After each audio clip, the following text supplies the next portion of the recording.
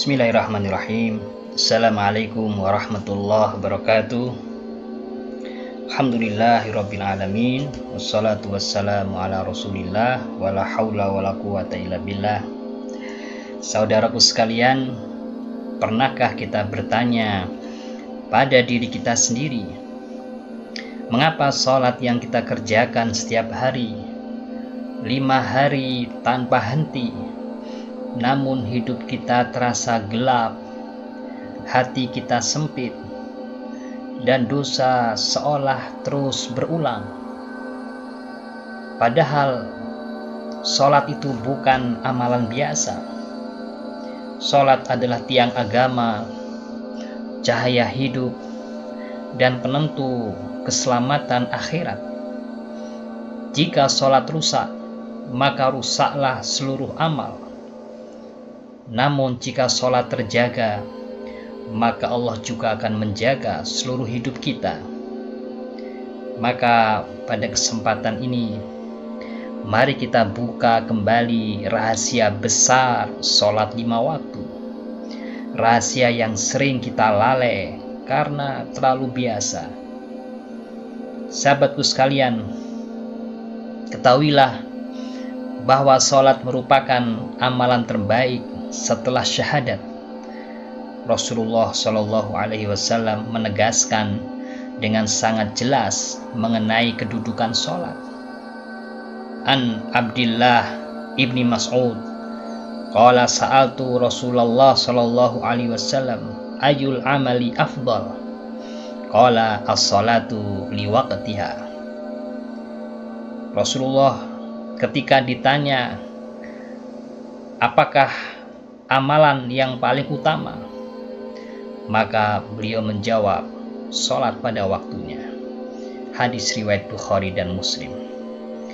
Perhatikan saudaraku, bukan sedekah, bukan puasa sunnah, dan bukan pula berhaji berkali-kali, tetapi sholat tepat waktu. Hal ini menunjukkan bahwa sholat bukan sekedar kewajiban. Sholat itu merupakan tolak ukur iman dan penentu kualitas hubungan hamba dengan Allah Subhanahu wa Ta'ala. Sahabatku, ketahuilah bahwa sholat 5 waktu merupakan pembersih dosa harian kita. Rasulullah SAW memberikan analogi yang sangat indah dan menyentuh. Beliau mengatakan, aro'aitum lau anna naharon bibabi ahadikum yaktasilu fihi kulla yaumin khamsan hal yabqa min daronihi syai'. Kata Rasulullah SAW, tahukah kalian, seandainya ada sebuah sungai di dekat pintu salah seorang di antara kalian, lalu ia mandi dari air sungai itu setiap hari 5 kali, apakah akan tersisa kotorannya walau sedikit? Maka para sahabat menjawab, tidak akan tersisa sedikit pun kotorannya. Maka beliau bersabda, maka begitulah perumpamaan sholat 5 waktu, dengannya Allah menghapuskan dosa. Hadis riwayat Bukhari dan Muslim. Bayangkan sahabatku, setiap subuh hingga isya Allah sedang mencuci hati kita. Namun syaratnya satu, sholat itu hidup, bukan sekedar gerakan jasad tanpa kehadiran hati. Sahabatku, sholat menghapus dosa kecil jika dosa besar ditinggalkan. Rasulullah bersabda, as-salatul khamsu mukaffiratun ma bainahunna idajtanabal kabair. Rasulullah bersabda, sholat 5 waktu akan menghapus dosa di antaranya selama dosa-dosa besar dijauhi.